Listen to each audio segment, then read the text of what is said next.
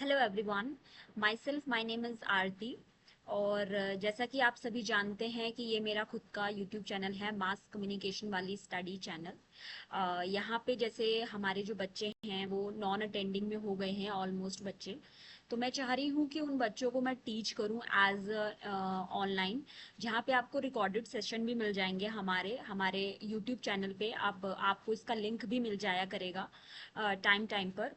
और आप इसे फॉलो कर लीजिए यूट्यूब चैनल को, और यहाँ से आपको जो भी अप टू डेट रहेगा नोट्स का वो वीडियो की फॉर्म में पढ़ाया जाएगा। तो अब मैं आपको अपने बारे में बताऊं, मेरा नाम आरती है and I have clear UGC net examination in June 2025 attempt and I have 1 year experience in BFIT and right now I am continue as a working as a Subharti as a assistant professor। So students, मैं अब आपको पढ़ाना start करती हूँ। सबसे पहले तो अब सबसे पहला सब्जेक्ट क्या है आपका? सबसे पहला सब्जेक्ट है आपका introduction to journalism and mass communication. इसके अलावा भी दो और सब्जेक्ट हैं जो कि मैं ही टीच करूंगी। एक है डेवलपमेंट कम्युनिकेशन और इसके अलावा एक सब्जेक्ट है आपका बेसिक न्यूज राइटिंग। ठीक है, तो चलिए सबसे पहले तो मैं आज पहला जो सब्जेक्ट है उसको लेकर आपको टीच करती हूँ। जैसे कि हमारा सब्जेक्ट है introduction to journalism and mass communication. अब देखिए फ्रेंड्स, यहाँ पे लिखा है कम्युनिकेशन। कम्युनिकेशन क्या होता है? Communication is an act of sending and receiving information to share meaning and understanding between peoples. मतलब कम्युनिकेशन सिंपल सी भाषा में क्या है? मैसेज को भेजना और सामने वाले ने उस मैसेज को रिसीव कर देना। You can see this diagram. ठीक है, जहाँ पे लिखा है कि कम्युनिकेशन एक ऐसा प्रोसेस है जहाँ पे सेंडर जो है वो मैसेज को सेंड करता है और रिसीवर जो है उस मैसेज को रिसीव करता है, अंडरस्टैंड करता है और उसके रिस्पॉन्ड को समझता है। थ्रू किस फॉर्म में आपको यहाँ पे मैसेज मिलते हैं? यहाँ पे आपको थॉट्स के फॉर्म में मैसेज मिलते हैं, आइडियाज के फॉर्म में मैसेज मिलते हैं। जैसे कि मैंने हमारी क्लास में जब बच्चे आ रहे थे इल्मा, तो मैंने उसे बताया भी था कि कम्युनिकेशन मतलब होता क्या है। कम्युनिकेशन मतलब क्या है कि जैसे एक पर्सन जो है वो अपनी बात सामने वाले के सामने कैसे रख पा रहा है, दैट्स कॉल्ड कम्युनिकेशन। ठीक है, अब बात करते हैं टाइप्स ऑफ कम्युनिकेशन। तो अब मेनली वही है कि कितने तरह के कम्युनिकेशन होते हैं। ठीक है, तो सबसे पहला है हमारा intra personal communication. Intra personal communication क्या होता है, क्या लग रहा है आपको? देखो, मैं आपको बताती हूँ। इंट्रा पर्सनल कम्युनिकेशन उसे बोलते हैं जहां पर communication that take place with in an individual own mind, जहां पे हमारा खुद का माइंडसेट लगता है, उसको हम इंट्रा पर्सनल कम्युनिकेशन कहते हैं। जिसके अंदर हमारी सेल्फ टॉक रहती है, डिसीजन हम खुद से लेते हैं। ठीक है, हम खुद से ही यहाँ पर कम्युनिकेट करते हैं। जैसे मैंने बताया था कि यहाँ पे क्या रहेगा, यहाँ पे जो पर्सन रहेगा वो अपना आप थॉट थिंक करेगा, अपना आप सोचेगा, सेल्फ टॉक करेगा। कहीं पे कोई डिसीजन लेना है उसके लिए खुद से ही टॉक करेगा और फिर जो है वो आगे का डिसीजन लेगा। तो उसको हम बोलते हैं इंट्रा पर्सनल कम्युनिकेशन। ठीक है, देखो डेफिनेशन में क्या रहेगा? Intra personal communication is communication with in one self. जो हम खुद से कम्युनिकेट करते हैं उसको हम बोलते हैं इंट्रा पर्सनल कम्युनिकेशन। जिसमें देखो आपके फॉर्मेट भी आपको दिखाई दे रहे होंगे। रुकिए, मैं आपको ना अपनी स्क्रीन अपना जो फोटो है वो थोड़ा कट कर देती हूँ, ताकि मैं चाह रही हूँ कि आपको ये जो डायग्राम है वो बहुत अच्छे से समझ में आए। ठीक है, देखिए यहाँ पे क्या लिखा है? इंटरपर्सनल कम्युनिकेशन, जिसमें जिसके पास जिसका मतलब क्या है कि इसके ऊपर हम इंडिपेंडेंट है। मतलब हम क्या है? इंडिपेंडेंट है। डिपेंडेंट मतलब किसी के ऊपर निर्भर होना, इंडिपेंडेंट मतलब निर्भर नहीं है, हम खुद से ही डिसीजन लेते हैं। क्योंकि यहाँ पर हम खुद से ही सोचते हैं और खुद से ही आगे बढ़ते हैं। ठीक है, दूसरा है हमारे पास असर्टिवनेस। असर्टिवनेस में क्या रहेगा कि हम ये रहेंगे असर्टिव, यानी खुद से ही सोचेंगे, खुद से ही बिलीव करेंगे, तो उसे हम बोलेंगे असर्टिव। सेल्फ एक्चुअलाइजेशन, हम खुद से ही थिंक करते हैं, हाँ ये चीज गलत है, ये चीज सही है, ये आ जाएगा। इमोशनल सेल्फ अवेयरनेस, किसी ने कुछ कह दिया, कोई ऐसी बात कह दी जो बुरी लग गई, और फिर सामने वाला उस चीज को कैसे इमोशन में लेके चलता है। ठीक है, ये चीज आ जाएगी इंटरपर्सनल कम्युनिकेशन में। दूसरा है self regard. Self regard how how self regard? Self regard ऐसे कि हम यहाँ पर खुद से ही बात करते हैं, खुद से ही चीजों को समझते हैं। ठीक है, मतलब हमको कोई बताने वाला नहीं होता है, यहाँ पे हम खुद से ही यहाँ पर अपना मीनिंग निकालते हैं, चीजों को समझते चले जाते हैं, वो होता है इंट्रा पर्सनल कम्युनिकेशन। क्लियर हो गया? ठीक है, ओके। तो अब दूसरा है इंटरपर्सनल कम्युनिकेशन। इंटरपर्सनल कम्युनिकेशन में क्या है? देखिए, एक डाउट और आता है बच्चों के माइंड में यहाँ पे कि जो इंट्रापर्सनल कम्युनिकेशन है उसके अंदर अगर कोई पर्सन डिवाइन स्पिरिचुअल लेवल पे बात कर रहा है, गॉड से बात कर रहा है, तो क्या वो इंट्रापर्सनल कम्युनिकेशन का पार्ट होगा? नहीं, वो इंट्रापर्सनल कम्युनिकेशन का पार्ट नहीं होगा। वो किस चीज का पार्ट होगा? वो होगा हमारा ट्रांजैक्शनल कम्युनिकेशन का पार्ट। किसका? ट्रांजैक्शनल। आपको समझ में आ रहा है? रुकिए मैं अपना फेस ऑन कर देती हूँ। आपको समझ में आ रहा है मैं क्या कहना चाह रही हूँ? मैं ये कह रही हूँ कि जब आप खुद से ही मतलब भगवान से बात करते हैं, गॉड से बात करते हैं, स्पिरिचुअल लेवल पे बात करते हैं, तो वहां पे क्या होगा? क्या होगा वहां पे? वहां पे ये होगा कि आप गॉड गॉड से, डिवाइन से, एंचेस्टर से जुड़ने की कोशिश कर रहे हैं, तो उसको हम ट्रांजैक्शनल कम्युनिकेशन कहेंगे। क्लियर हो गया? ठीक है, अब हम आगे बढ़ते हैं। देखिए, अगला है इंटरपर्सनल कम्युनिकेशन। Interpersonal communication में communication take place between two individuals. It allows people to exchange ideas, feelings, informations and in opinion. मतलब सिंपल सी बात है, पार्टिसिपेंट यूजुअली टू पीपल। यहाँ पे दो लोगों का होना जरूरी होता है। इंटरपर्सनल कम्युनिकेशन में दो लोगों का होना बहुत ज्यादा जरूरी है, बहुत ज्यादा इंपॉर्टेंट है, ताकि एक दूसरे के साथ क्या कर सके? आइडियाज को एक्सचेंज कर सके, इंफॉर्मेशन को एक्सचेंज कर सके। तो वो चीज किस में आ जाएगा? इंटरपर्सनल कम्युनिकेशन के अंदर आएगा। जैसे एक डेफिनेशन भी लिखी हुई है, क्या लिखी है डेफिनेशन? देखिए, पढ़िए। Interpersonal communication is the exchange of message between two individuals. यानी कि दो लोगों के बीच में जब मैसेज को कन्वे किया जा रहा है, जब मैसेज को बताया जा रहा है, वो पार्ट आएगा इंटरपर्सनल कम्युनिकेशन के अंदर। ठीक है, ओके। अब थर्ड है हमारे पास ग्रुप कम्युनिकेशन। ग्रुप कम्युनिकेशन क्या हुआ? Communication that take place among a small or large group of people who interact with in one another. एक दूसरे के साथ बात कर रहे हैं। Member can share ideas, discuss issues and give feedback. समझ आ रहा है? मतलब कि यहाँ पर जो पार्टिसिपेंट होंगे वो मोर देन टू होंगे। देखिए क्या लिखा है, the participant will be more than two. नीचे आप डायग्राम में भी देख सकते हैं कितने मोर देन, दो से ज्यादा लोग यहाँ पे इकट्ठा हैं। और एक डेफिनेशन भी है कि group communication is the exchange of information and ideas among member of a group. मतलब ग्रुप में आपके पास ग्रुपिज्म होगा, उसके अंदर आप किसी एक पर्टिकुलर टॉपिक के ऊपर बात करेंगे और एक दूसरे से डिस्कशन करेंगे, तो वो क्या होगा? ग्रुप कम्युनिकेशन का पार्ट कहलाएगा। क्लियर हो गया? ठीक है, अब हम आगे बढ़ते हैं। देखिए, देखिए स्टूडेंट्स, अब हम थर्ड नंबर के कम्युनिकेशन को पढ़ने जा रहे हैं, that is mass communication. Mass communication नाम से ही क्लियर हो रहा है, mass communication means an number of audience, means unknown audience, जहां पर हमें पता ही नहीं है कि कौन सी ऑडियंस है, किस तरीके से काम हो रहा है, कौन सुनने वाला है, सामने वाला हमें नहीं पता होता। ठीक है, तो that is come under the mass communication. Communication in which a message is transmitted to a large, diverse and geographically dispersed audience through mass media. मतलब कि यहाँ पर जो मैसेज भेजा जाता है, जो मैसेज को कन्वे किया जाता है, वो अननोन नंबर, लार्ज ऑडियंस तक भेजा जाता है। जैसे यहाँ पर पार्टिसिपेंट एक सोर्स होगा और लार्ज नंबर ऑफ ऑडियंस होंगी। ठीक है, जैसे एक डेफिनेशन भी लिखी है, mass communication is the process of communicating information to a large audience through mass media. Mass media के थ्रू हम ज्यादा से ज्यादा ऑडियंस तक पहुंच पाते हैं। ये देखिए, अब देखिए यहाँ पर क्या है, ये जो डायग्राम आपको दिख रहा है, एक से मैं अपना आपको कट कर लेती हूँ। देखिए ये डायग्राम आपको दिख रहा है, ये डायग्राम में एक बाजा बना हुआ है, एक बाजा। यहाँ ये बाजे का मतलब क्या है? That is a speaker part. ठीक है, अब स्पीकर में कौन आएगा? यहाँ पे मोदी जी भी, आप अपना इमेजिन कर सकते हो कि मोदी जी भी आ सकते हैं। इसके अलावा यहाँ पे कौन आ सकता है? इसके अलावा कोई भी पर्सन आ सकता है। जैसे अगर आप किसी भी जो है वहां चले गए, ऑर्गेनाइजेशन में चले गए, और वहां पे आपने देखा कि एक पर्सन सामने खड़े होके बात कर रहा है, और आप सब लोग क्या है? ऑडियंस हैं। अब इसमें बहुत सारी ऑडियंस जुड़ी हुई है, हमें नहीं पता कि कौन कौन से लोग इसके अंदर ये भाषण सुन रहे हैं, या ये जो स्पीच बोली जा रही है, ये कितने लोग इसको जुड़ के सुन रहे हैं। तो ये सब क्या है? मास कम्युनिकेशन का पार्ट कहलाता है। मतलब यहाँ पे एन नंबर ऑडियंस होती है जो एक दूसरे के साथ क्या होती है? कनेक्ट होती है। और फीडबैक यहाँ पे कैसा होगा? कैसा होगा यहाँ पे फीडबैक? फीडबैक होगा बहुत ही ज्यादा स्लो, बहुत ही ज्यादा डेप्थ में यहाँ पर फीडबैक रहेगा, क्योंकि ऑन द स्पॉट, या फिर स्पॉन्टेनियसली जिसको हम बोलते हैं, उसके अकॉर्डिंग यहाँ पर स्पॉन्टेनियस, जिसे हम बोलते हैं स्पॉन्टेनियस, उसके अकॉर्डिंग यहाँ पर तुरंत फीडबैक आपको नहीं मिलेगा। ठीक है, तो ये आ जाएगा मास कम्युनिकेशन के अंदर। ठीक है। अब मैं फ्रेंड्स आपको क्या पढ़ाने वाली हूँ, मॉडल्स ऑफ कम्युनिकेशन, मॉडल्स। ठीक है, बहुत इंपॉर्टेंट पार्ट है। अगर आप ये चैनल सब्सक्राइब कर रहे हैं मास कम्युनिकेशन वाली स्टडी, तो इसके अंदर कुछ लेक्चर्स भी आपको मिलेंगे जो कि मैंने ऑलरेडी कम्युनिकेशन क्या होता है, कम्युनिकेशन के टाइप्स क्या क्या हैं, और भी डिफाइन में पढ़ाया हुआ है। अगर आप पढ़ना चाहते हैं तो इस चैनल के और भी प्लेलिस्ट में जाके इसको अच्छे से आप देख सकते हैं। ठीक है, ओके। अब हम बात करते हैं मॉडल्स ऑफ कम्युनिकेशन की।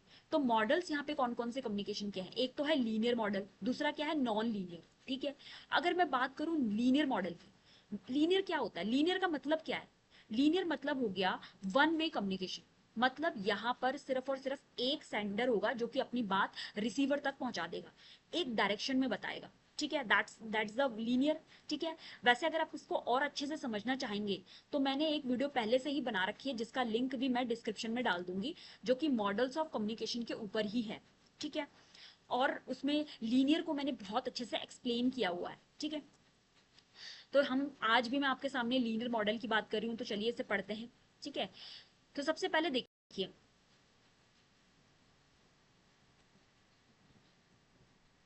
देखिए अब यहाँ पे लिखा है लीनियर मॉडल, जिसका मतलब है वन वे कम्युनिकेशन। यहाँ पे एक सेंडर होगा जो कि मैसेज को सेंड करेगा, ठीक है, और रिसीवर उसको रिसीव करेगा। क्या रिसीवर यहाँ पे फीडबैक देगा? देखो क्या लिखा है फीचर में, फीडबैक का कोई रोल नहीं है, यहाँ पे कोई फीडबैक नहीं होती है, नो। यानी क्यों? क्योंकि ये वन वे प्रोसेस है जहाँ पे कोई भी फीडबैक इन्वॉल्व नहीं होती है। ठीक है, सिंपल है, डायरेक्ट है, सिंपल है और डायरेक्ट है। ठीक है, यहाँ पर इसका इस्तेमाल ज्यादातर कहाँ पे होगा, लीनियर मॉडल का इस्तेमाल ज्यादातर मास कम्युनिकेशन में इसका इस्तेमाल होगा। ठीक है, क्योंकि यहाँ पर एक सेंडर होगा जो जस्ट आएगा, अपनी बात कह देगा, और रिसीवर उसको सुनता रहेगा, भले उसे समझ आए या ना आए, जो भी उसकी फीडबैक रहेगा या जो भी उसकी प्रतिक्रिया रहेगी वो बाद में देगा। ठीक है, ये चीज रहेगा। तो मॉडल्स भी कौन कौन से लीनियर्स मॉडल्स होते हैं वो हम समझते हैं।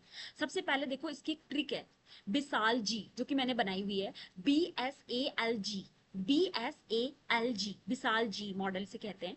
ठीक है, अब इसमें हम कौन कौन से मॉडल पढ़ेंगे, देखो बी मतलब हो गया बर्लो का मॉडल, एस मतलब हो गया शैनन एंड वीवर का मॉडल, ए मतलब हो गया एरिस्टोटल का मॉडल, एस मतलब हो गया लॉसवेल का मॉडल, और जी मतलब हो गया जॉर्ज गार्डनर का मॉडल। आज हम बस ये मॉडल को ही यहाँ पे पढ़ेंगे। ठीक है, फिर उसके बाद हम इसको वाइंड अप कर देंगे। देखो बहुत अच्छे से समझना, ताकि आप जब भी एग्जाम देने आए, तो मैं नहीं चाहती कि एग्जाम देने के टाइम पे आप डाउट में रहें कि यार एक्चुअल में क्या पढ़ा दिया था और क्या हम पढ़ रहे हैं। ठीक है, तो आप इस वीडियो को जरूर देखिएगा, जिससे आपको हेल्प मिलेगी नोट्स में। क्योंकि देखो नोट्स चाहे तो मैं आपको ये PDF भी दे सकती हूँ, लेकिन आपको समझ नहीं आएगा, क्योंकि काफी ऐसे थ्योरीज रहती हैं जो कि समझाना बहुत ज्यादा इंपॉर्टेंट रहता है सामने वाले को। तो मैं चाहती हूँ कि आप वो थ्योरी को समझें, उस पार्ट को समझें, ताकि आपको एटलीस्ट जब आप एग्जाम देने यहाँ सुभारती में आएंगे, तो आपके पास वो पढ़ाया हुआ, चलो आपको रटा हुआ नहीं है, तो कम से कम कॉन्सेप्ट तो क्लियर रहेगा ना। जब आपका कॉन्सेप्ट क्लियर रहेगा तो आप अपनी ओन लैंग्वेज में भी उसका आंसर लिख सकेंगे। ठीक है, तो चलिए, तो अब मैं आपको बताती हूँ लीनियर मॉडल में। सबसे पहले हम एरिस्टोटल पे आ जाते हैं, जो कि मैं थोड़ा थोड़ा आपको बता रही हूँ। जैसे कि एरिस्टोटल का मॉडल बहुत ही ज्यादा ओल्डेस्ट मॉडल है, बहुत पुराना मॉडल है। इतना अभी समझो कि इसमें एक स्पीकर होता है जो कि स्पीच देता है, और किसको देता है, ऑडियंस को स्पीच देता है। ठीक है, इतना क्लियर करो। और इसका इस्तेमाल ज्यादातर कहाँ पे होता है, पब्लिक स्पीकिंग में इसका ज्यादा इस्तेमाल होता है। किसका, एरिस्टोटल के मॉडल का। ठीक है, अभी थोड़ा थोड़ा समझो, फिर हम इसे इन डेप्थ में पढ़ेंगे अभी। दूसरा है लॉसवेल का मॉडल। किसका, लॉसवेल का मॉडल, जिसके अंदर आप एक फॉर्मूला पढ़ते हो, who says what in which channel to whom with what effect. दिखाई दे रहा है आपको? ठीक है, मतलब who says what in which channel to whom with what effect, ये इसमें रहता है। अब ये मॉडल को हम अच्छे से और समझेंगे, पहले तो इसका फॉर्मूला देख लो, फिर हम इसे एनालाइज करेंगे और अच्छे से समझेंगे। दूसरा, सॉरी तीसरा, तीसरा जो है सैनन वीवर का मॉडल। अब सैनन वीवर के मॉडल के अंदर भी आप एक डायग्राम पढ़ोगे, जिसके अंदर एक सेंडर होता है जो कि मैसेज को एनकोड करता है, फिर जाके वो चैनल के पास पहुंचता है, और फिर रिसीवर से पहले डिकोड आता है। इतना याद रखना कि डिकोड जो है वो रिसीवर से पहले आएगा। अब आप माइंड में आपके चल रहा होगा कि जो चैनल है, जब वो किसी बात को भेजता है रिसीवर के पास, तो भाई रिसीवर जो है वो तो बाद में डिकोड करना चाहिए, उसको बाद में समझना चाहिए। लेकिन नहीं, इसमें यही ड्रॉबैक है कि भाई जो रिसीवर है वो पहले ही चीजों को डिकोड कर लेता है, पहले ही चीजों को समझ लेता है, उसके अकॉर्डिंग ही यहाँ पर क्या होता है, ये मॉडल बना हुआ है शैनन वीवर का। और इसमें नॉइज का कंसेप्ट नहीं है, नॉइज मतलब डिस्टरबेंस, डिस्टरबेंस का कॉन्सेप्ट यहाँ पे नहीं गिवन है। अगला मॉडल हम पढ़ेंगे बर्लो का मॉडल, बर्लो यानी कि एसएमसीआर मॉडल। एसएमसीआर मॉडल जिसमें एस क्या है, एस को हम सेंडर भी बोलते हैं, एस को हम सोर्स भी बोलते हैं, एम से हो गया मैसेज, ठीक है, सी से हो गया चैनल, और आर से हो गया रिसीवर, ठीक है। तो इस पूरे होल पार्ट को, ये एक सिनेरियो है, ये एक मतलब हम बोल सकते हैं एक स्ट्रक्चर है जो कि आपको बर्लो के फॉर्म में आपको मिल रहा है, ठीक है।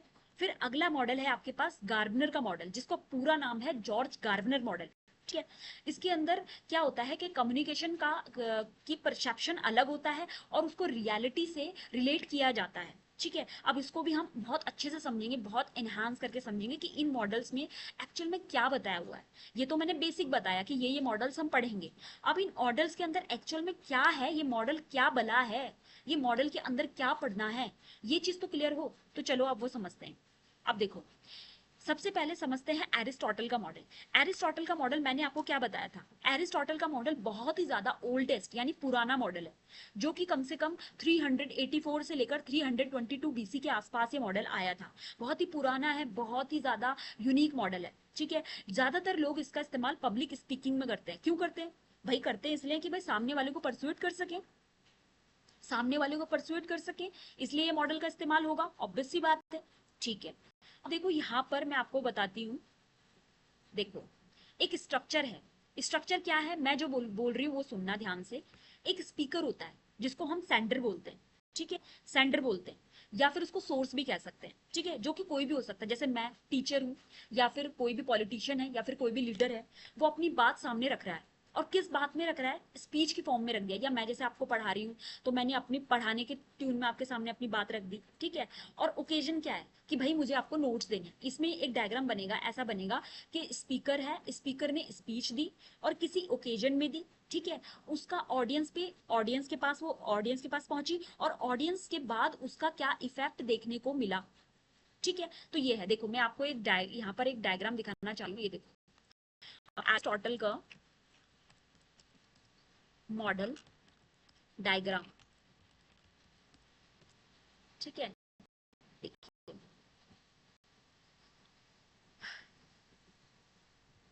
ये है, ये देख रहे हैं आप, speaker, speech, occasion, audience, effect. Speaker, speech, occasion, audience, effect. अब स्पीकर में कौन हो गया, स्पीकर में जैसे हम लोग हो गए, जैसे मैंने अपनी बात सामने कह दी, आप क्या हैं, आप मेरे लिए क्या हैं बच्चे, आप मेरे लिए स्टूडेंट हैं, और मैं कौन हूँ, टीचर हूँ। और मैंने किस स्पीच पे बोली, मैं आपको introduction to journalism and mass communication chapter पढ़ा रही हूँ, तो इसके अंदर मैंने क्या करी, अपनी स्पीच दी, ठीक है। और किस ओकेजन में दी, क्या ओकेजन है कि भाई मुझे आपको नोट्स देने हैं, और आप ऑडियंस में आ जाएंगे। ऑडियंस मतलब आप स्टूडेंट हैं, आप चीजें को और समझेंगे, और जब आपको समझ आ जाएगा तो आपके ऊपर क्या है, एक इफेक्ट देखने को मिलेगा, ठीक है। तो ये है इस मॉडल का क्राइटेरिया, समझ में आ गया, ठीक है। आप देखो यहां पर भी वही बात बताइए, वन वे प्रोसेस है। अब इस मॉडल के अंदर क्या फीचर्स हैं, देखो वन वे प्रोसेस है, समझ आया, वन वे प्रोसेस है, लीनियर है, ठीक है, कोई भी फीडबैक नहीं इस्तेमाल हो रही, ठीक है। फोकस किस पे किया जा रहा, फोकस किस पे किया जा रहा है फ्रेंड, बताना स्टूडेंट्स, किस पे फोकस किया जा रहा है। यहाँ पर फोकस किया जा रहा है लोगों को परसुएट करने के लिए। हम चाह रहे हैं कि हमने अपनी बात, जनता ने नेता ने अपनी बात कह दी, और सामने वाली जो ऑडियंस है वो उससे कितना ज्यादा प्रभावित हुई, वो कितना ज्यादा परसुएट हुई, तो वो आ जाएगा लीनियर मॉडल में, समझ आया। अब यहाँ पर सबसे इंपॉर्टेंट क्या रहता है, यहाँ पे सबसे ज्यादा इंपॉर्टेंट रहता है स्पीकर का रोल। क्योंकि स्पीकर, अगर सपोज दैट मैंने सारा अरेंजमेंट कर दिया, मैंने एक डेकोरम बना दिया, एक ऑडिटोरियम में मैं बोला जा रहा है कि ये प्रोग्राम होने वाला है, और वहां पर वो पर्सन ही नहीं पहुंचा, तो फिर वो कैसे परसुएट करेगा, कोई बात बनेगी नहीं, नहीं बनेगी। इसलिए यहाँ पर क्या है, स्पीकर का रोल जो है वो बहुत ज्यादा इंपॉर्टेंट रहता है, ठीक है। इसका इस्तेमाल कहाँ कहाँ होता है, कहाँ हो सकता है स्टूडेंट्स का इस्तेमाल, स्पीच में, स्पीच में आप इसका इस्तेमाल कर सकते हो, डिबेट्स में आप इसका इस्तेमाल कर सकते हो, ठीक है। तो ये आ जाएगा। फिर एरिस्टोटल ने 3 तरीके के मोड्स दिए, समझ आ रहा है आप लोगों को, आप लोगों को समझ आ रहा है, मुझे आप ये बताइए आपको समझ आ रहा है। अगर आपको समझ आ रहा है तो एक प्यारा सा कमेंट भी करना, लिंक में आपको दिया जाएगा, कमेंट भी आप करना जरूर, ठीक है। तो देखो इसमें क्या होता है, 3 मोड्स दिए हुए हैं। अब 3 मोड क्या बताए हैं, सबसे पहला एथोस, दूसरा पैथोस, और तीसरा लोगोस। अब जो एथोस है, एथोस मतलब credible, credible, who is the credible, that is the expertise person. Expertise person कौन हो सकता है, जैसे कि मैं जैसे मैं क्या, हर कोई किसको फॉलो करता है? हर कोई फॉलो करता है अमिताभ बच्चन को। अब अमिताभ बच्चन जब भी एक संदेश लेके आते हैं कि 2 बूंद जिंदगी की, पोलियो का ऐड देते हैं, पोलियो का ऐड देते हैं, अब उस पोलियो के ऐड को हर कोई मानता है कि हाँ भाई बात तो सच्ची है, नहीं तो पोलियो हो जाएगा। तो क्रेडिबल पर्सन, क्योंकि हम मानते हैं जो अमिताभ बच्चन है, he is the credible person. ठीक है, हम उनकी उनकी एक अलग पहचान है, उनकी एक अलग सिनेरियो है बात करने का। ठीक है, तो वो आ जाएगा इथोस के अंदर। पैथोस में क्या आएगा? पैथोस में आ जाएंगे आपके इमोशंस, आपकी फीलिंग्स, आपके डिजायर, ये सब आपके पैथोस के अंदर आ जाएंगे। जैसे कि अगर आप आपके जैसे मैंने आपको एड कैडबरी की दिखा दी, वो बोलते हैं ना कि एक कैडबरी की एड है जिसमें आपने सुना होगा कुछ मीठा हो जाए। एक एड आती है कुछ मीठा हो जाए, ठीक है, और वो किसको डिनोट करती है? That is denote the happiness of the situation, happiness को जस्टिफाई करती है। पेथोस की जो इंफॉर्मेशन है वो किसको जस्टिफाई करती है? हैप्पीनेस को। अगर मैंने यहाँ पर ऐड दे दी, सपोज मैंने यहाँ पर ऐड दे दी है बिग बबूल की, तो वो भी हैप्पीनेस को शो कर रही है। अगर मैंने यहाँ पर ऐड दे दी तंबाकू की, तो वो सैडनेस को शो कर रही है, जिसमें वो दिखाया जाता है खैनी गुटखा ये खैनी गुटखा खाना स्वास्थ्य के लिए हानिकारक है। तो ये क्या है? सैडनेस को रिप्रेजेंट करेगा। ठीक है, अब क्या है, अब मैं बात करती हूँ लोगोस की। Logos that means you can use in a logic format.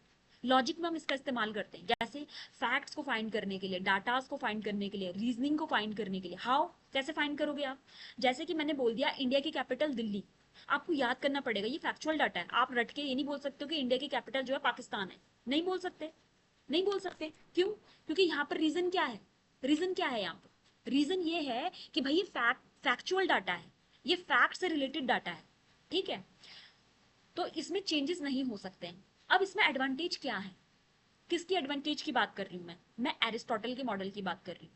अब एडवांटेज ये है कि बहुत ही ज्यादा सिंपल है ये जो मैंने आपको डायग्राम समझाया था एरिस्टोटल का, बहुत ज्यादा सिंपल है, इजी है समझना, बहुत इजी है। लोगों की कहाँ यूज करते हैं इसे? हम इसे यूज करते हैं लोगों की पब्लिक स्पीकिंग के लिए, मास मीडिया के लिए हम इसका इस्तेमाल करते हैं, मैसेज को, अपने ज्यादा मैसेज को इफेक्टिव वे में डिलीवर करने के लिए। अभी जैसे क्या होता है, जैसे मैं मीटिंग्स में जाती हूँ, अब क्या है मीटिंग्स में, जैसे हमारे प्रो वीसी सर हो गए या वीसी सर हो गए, अब हम सब लोग हम जाते हैं मीटिंग्स में, सभी लोग बैठते हैं, सभी वहां पे बैठे होते हैं, वहां पे अलग अलग डिपार्टमेंट के डीन फैकल्टी सब आए हुए होते हैं। और वो क्या होते हैं वहां पे बैठ के वो किन का भाषण सुन रहे हैं? वो प्रोफेसर वीसी सर का सुन रहे हैं, वो वाइस चांसलर सर का सुन रहे हैं। तो ये क्या है? मैसेज को इफेक्टिव बनाने के लिए भी हम एरिस्टोटल का मॉडल का इस्तेमाल करते हैं। क्लियर हो गया? ठीक है, अब बात करते हैं लिमिटेशन। भाई इसमें limitation, what is the meaning of limitation? इसमें ड्रॉबैक क्या है? ड्रॉबैक क्या है इसमें? भाई इसमें ड्रॉबैक ये है कि नो फीडबैक, फीडबैक है ही नहीं। ऐसा मतलब ये सही बात है या गलत बात है? गलत बात है कि यहाँ पर फीडबैक ही नहीं है, जबकि फीडबैक का होना जरूरी है। विदाउट फीडबैक आप कैसे किसी को कम्युनिकेट कर लोगे? कैसे आपको समझ में आएगा कि सामने वाले पर्सन को समझ आया कि नहीं आया? अब इसमें ये ड्रॉबैक है भाई, इसमें तो फीडबैक का इस्तेमाल होता ही नहीं है। वन वे कम्युनिकेशन है, क्यों? क्योंकि लीनियर है। ठीक है, अगला, not suitable for modern interactive communication. Interactive तो यहाँ पर है ही नहीं ना, इंटरेक्शन कहाँ है? यहाँ पे इंटरेक्शन है ही नहीं। यहाँ पे तो जो बात हो रही है वो एक तरफ से बोली जा रही है, सामने वाला इंटरेक्ट कर नहीं रहा है, तो ये चीज आ जाएगी। इसीलिए ये क्या है, these are the drawback of Aristotle model. Clear हो गया? तो मैंने बहुत ही ज्यादा एक्सप्लेन करके आपको एरिस्टोटल मॉडल समझा दिया है। ठीक है, चलो अब मैं बात करती हूँ शैनन एंड वीवर मॉडल की। किसकी? Shannon and Weaver model. ठीक है, अब यहाँ पर क्या है, ये मॉडल जो है, वो मॉडल जो है 324 बीसी के आसपास आया था, लेकिन ये मॉडल कब आया है? ये आया है 1949 में। कब आया है? 1949 में शैनन एंड वीवर का मॉडल आया है। ठीक है, अब ये मॉडल को दो आपके स्कॉलर हैं जिन्होंने डेवलप किया है। द वन इज, आपको दिखाई दे रहा होगा, मैं एक सेकंड अपना, हाँ दिख रहा है आपको, ठीक है, तो मैं आपको बता देती हूँ कि एक है यहाँ पर क्लाउडी शैनन, ठीक है, और दूसरे हैं यहाँ पर वॉरेन वीवर। ठीक है, who is Claude Shannon? He is a mathematician. And who is Warren Weaver? He is a great scientist. ठीक है, अब इस मॉडल को मैथमेटिकल मॉडल भी कहा जाता है, इस मॉडल को IT model, IT IT model भी कहा जाता है। इसके पीछे भी कहानी है, वो भी मैं आपको समझाऊंगी क्या कहानी है इसके पीछे की। ठीक है, अब क्या है, इस मॉडल को आप ध्यान से देखो। यहाँ मैंने बच्चे ये मैंने पहले क्लास ली हुई है, अगर आपको और भी अच्छे से समझना है तो आप क्लास को पहले मैंने लिंक दे दूंगी, आप समझ लेना। ठीक है, वहीं से ही मैंने स्क्रीनशॉट लगाए हुए हैं ये। अब देखो यहाँ पर क्या है, एक मैसेज भेजने वाला पर्सन होता है, ठीक है। एक मैसेज भेजने वाला पर्सन होता है जो कि इंफॉर्मेशन को भेजता है, वो ट्रांसमिट होती है, चैनल्स के थ्रू जाती है और रिसीवर के पास पहुंचती है और फिर अपने डेस्टिनेशन में पहुंचती है। क्लियर हुआ?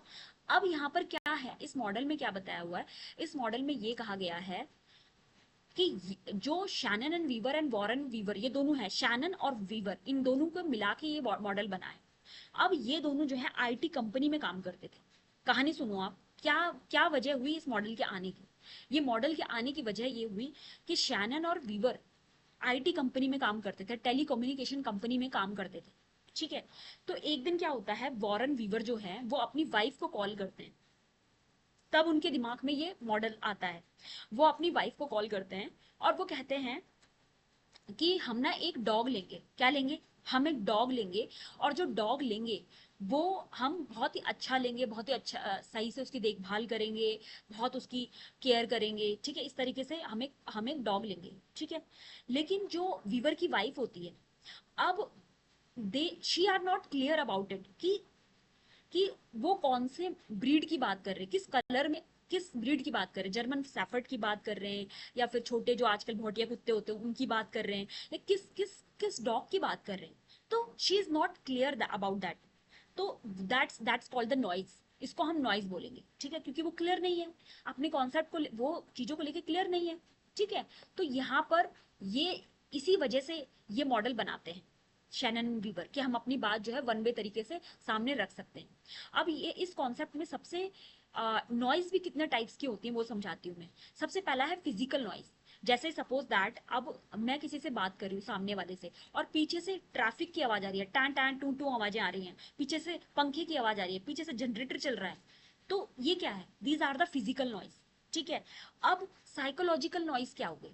साइकोलॉजिकल नॉइज ये हो गई कि भाई जैसे कि आप स्ट्रेस में हैं, आपके इमोशंस कहीं खोए हुए हैं, आप माइंड में कुछ और सोच के बैठे हैं, सामने वाला आपको कुछ और पढ़ा रहा है लेकिन आपके समझ कुछ नहीं आ रहा। तो these are the psychological noise, ठीक है। अगला नॉइज कौन सा है? That is semantic noise. Semantic noise, semantic बोले तो कि मिसअंडरस्टैंडिंग ऑफ वर्ड्स, मतलब आपको समझ नहीं आता। मैंने आपको बोल दिया कि भाई आप ग्रीन कलर को देख के क्या समझते हैं। कुछ लोग बोलेंगे भाई मैं तो ग्रीन कलर को नेचर को देख के समझता हूँ, कुछ लोग बोलेंगे भाई ग्रीन लाइट हो गई, येलो लाइट ट्रैफिक सिग्नल को समझ रहा हूँ। तो सबकी अपनी अपनी थिंकिंग है। वही तो हो रहा था वीवर की वाइफ के साथ, यही तो हो रहा था। वीवर की वाइफ को ये क्लियर नहीं हो रहा था कि he is talking about which types of breed, कौन सी ब्रीड की बात कर रहा है वो, तो वो क्लियर नहीं हो पा रहा था। तो वो चीज जो है सिमेंटिक नॉइज के अंदर आएगी, ठीक है। अब फीचर क्या है? These are the linear model. Linear model है, साइंटिफिक और टेक्निकल अप्रोच भले इसमें इस्तेमाल की गई है, लेकिन इसमें नॉइज का कंसेप्ट जो है वो इंट्रोड्यूस तो किया गया है।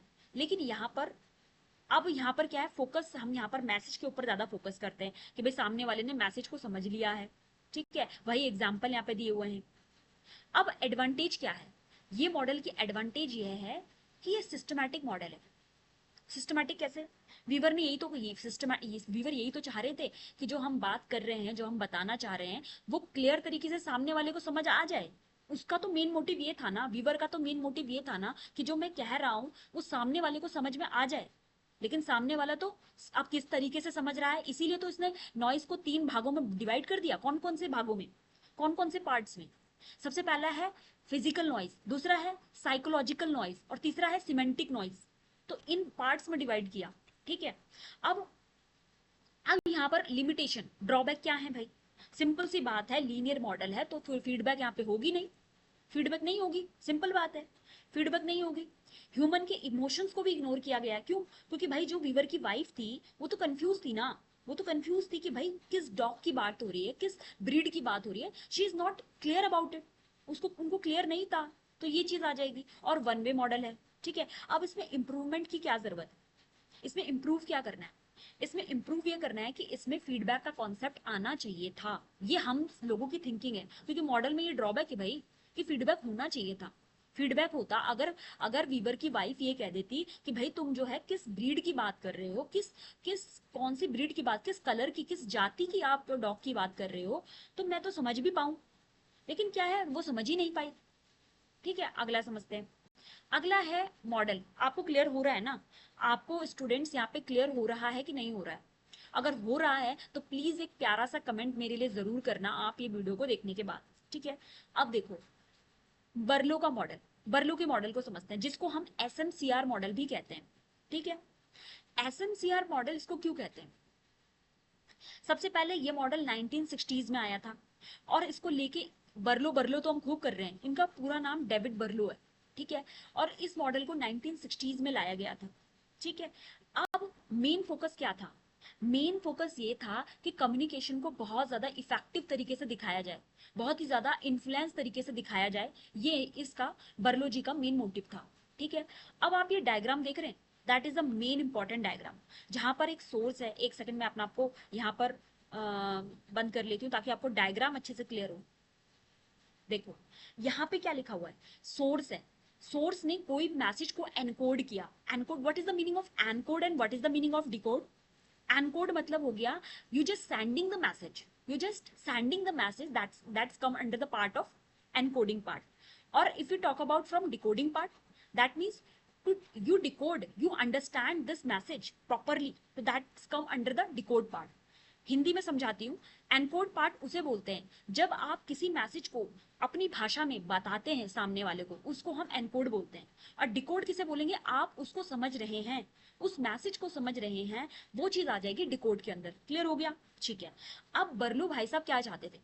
बर्लू चाहते थे कि भाई जो मैं बात कह रहा हूं वो बात रिसीवर को समझ में आए, वैसी की वैसी बात समझ में आए, बर्लू ये चाहते थे।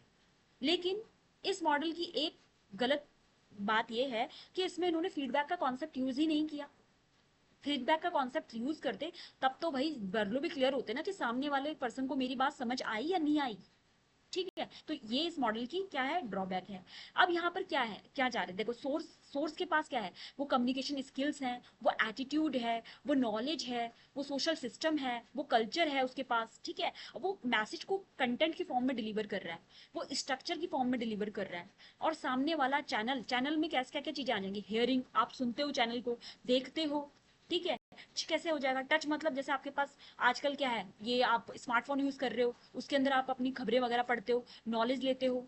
स्मेलिंग, भाई कहीं से कोई बदबू आ रही है, ठीक है, तो वो भी मैसेज का काम करती है। टेस्टिंग भी मैसेज का काम करता है, टेस्ट से भी आपको पता चलता है कि भाई ये क्वालिटी क्या सही है क्या गलत है, वो चीज आपको क्लियर होती है, ठीक है। और जो यहाँ पर बरलो थे, वो ये चाह रहे थे कि जो मैं सोर्स में, जो मेरे मैसेज हैं, जो मैं पढ़ा, जो मैं बोलना चाह रहा हूँ, जो मैं समझाना चाह रहा हूँ, वही बात रिसीवर को समझ में आए, ठीक है। क्लियर हो गया? ठीक है, मैं अपना को खोलती हूँ, ठीक है। अब देखो, रिसीवर को वो बात समझ में आए। अब यहाँ पर एडवांटेज क्या है?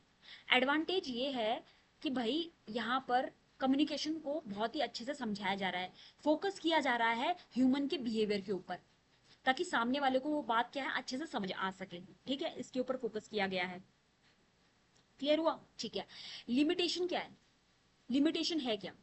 लिमिटेशन ये है कि यहाँ पर कोई भी फीडबैक का इस्तेमाल नहीं किया गया है। फीडबैक नहीं है भाई, फीडबैक ही नहीं है।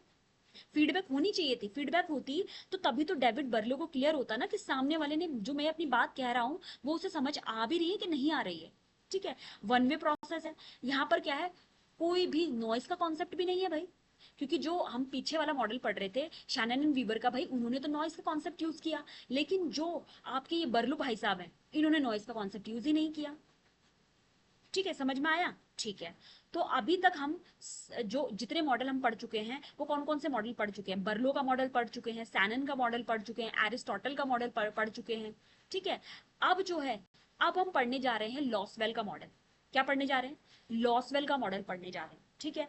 लॉसवेल का मॉडल, लॉसवेल ने जो मॉडल दिया था वो 1948 में दिया था। ईयर भी आपको याद होने चाहिए, क्योंकि कई बार जब आपका एग्जाम होगा ना, तो आपको ईयर याद रहेंगे तो और अच्छे नंबर आप खींच जाओगे, ठीक है। तो जैसे 1948 में आपके जो है ये मॉडल आया था लॉसवेल का। अब इनका पूरा नाम क्या है भाई? लॉसवेल, लॉसवेल तो हम खूब कर रहे हैं, इनका पूरा नाम है हेरोल्ड डी लॉसवेल। पूरा नाम है हेरोल्ड ड्विट लॉसवेल इन्हें कहा जाता है, ठीक है। 1948 में ये मॉडल लेके आ गए। अब ये जो मॉडल है वो बहुत ज्यादा लीनियर मॉडल कहलाया जाता है। लीनियर मतलब वन वे मॉडल है भाई, सारे लीनियर मॉडल पढ़ रहे हैं हम आज हम, ठीक है। अब मैंने आपको स्टार्टिंग में बताया था कि इसमें एक फॉर्मूला यूज होता है, who says what in which channel to whom with what effect, ये यूज होता है। देखो अब मैं इसको एक्सप्लेन करके आपको समझाती हूँ, बहुत अच्छे से समझिएगा आप। ठीक है, देखिए who who who is who यहाँ पर है the person who initiate the communication, जो कि कम्युनिकेट कर रहा है, दैट्स कॉल्ड कम्युनिकेटर।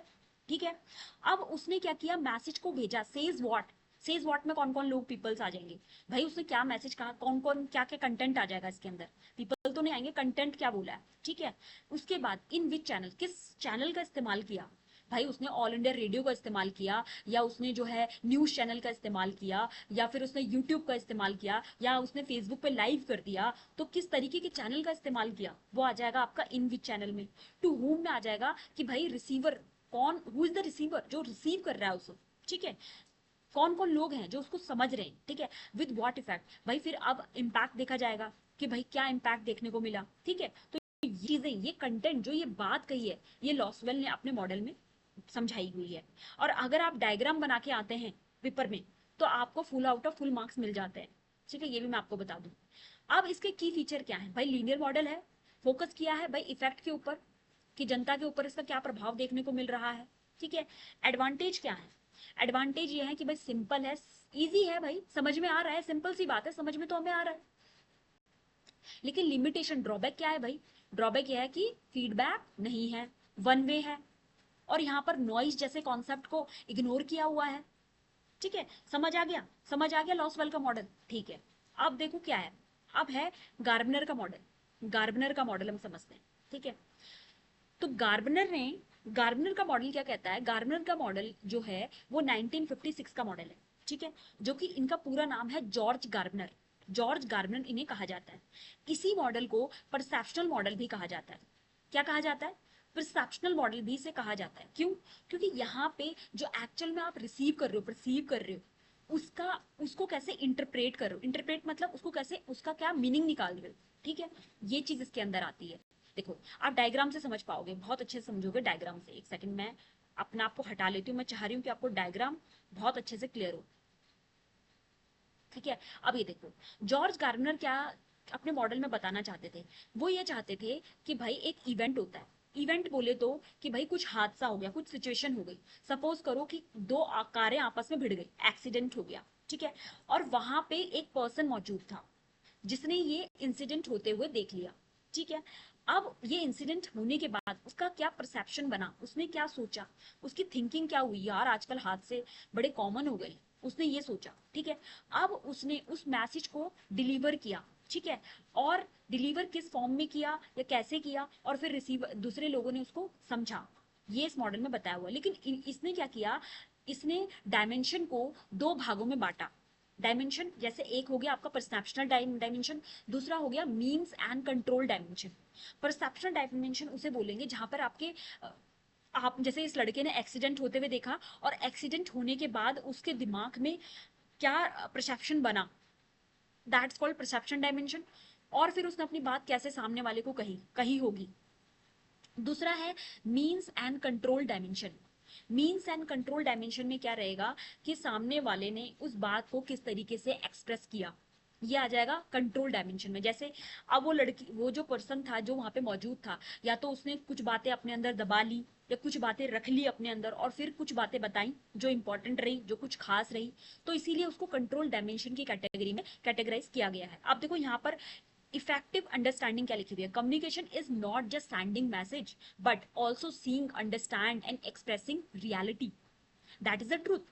कि भाई कम्युनिकेशन का सिंपल मतलब ये नहीं है कि जस्ट एक मैसेज को सेंड कर देना, नहीं, यहाँ पे चीजों को समझना, अंडरस्टैंड करना, रियलिटी को फेज आउट करना, वो बहुत ज्यादा जरूरी है। ठीक है, अब देखो एडवांटेज क्या है, रियलिस्टिक मॉडल है भाई, जो बात, जो इंसिडेंट हुआ उसको रियली आपको बताया जा रहा है। ठीक है, एक्सप्लेन किया जा रहा है, ज्यादातर इसका इस्तेमाल मास कम्युनिकेशन में किया जाता है। भाई लिमिटेशन यह है, कॉम्प्लेक्स भी है समझना, डायग्राम आप देख रहे हो कितना कॉम्प्लिकेटेड था, उसको समझना, उसको अंडरस्टैंड करना कितना ज्यादा टिपिकल था। ठीक है, और एक चीज और है कि फीडबैक का कंसेप्ट भी नहीं है। फीडबैक का कंसेप्ट होता तब तो सामने वाले को समझ आता ना, फीडबैक का कंसेप्ट भी नहीं है, हार्ड है, hard to apply practically, practically apply करना इसको बहुत ज्यादा मुश्किल है।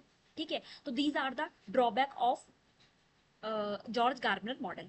ठीक है। आई होप आप आज की क्लास समझ में आई होगी, अंडरस्टैंड हुई होगी। तो आज इतना ही मैं आपको पढ़ाना चाह रही हूँ। और जो भी चीज़ें आपको समझ आई हैं, क्लास कैसी लगी है, आप अपना फीडबैक जो है ज़रूर कमेंट बॉक्स में दीजिएगा। इससे क्या होता है, मेरे को भी मोटिवेशन मिलेगा, मैं भी नेक्स्ट टाइम जो है अब आगे की क्लासेस के लिए भी आपको पढ़ाने के कंटेंट देती रहूंगी टाइम टाइम पे। तो इससे क्या है, मेरा भी मोटिवेशन बना रहेगा आपको कंटेंट डिलीवर करने के लिए। ओके, तब तक आप take care and bye bye.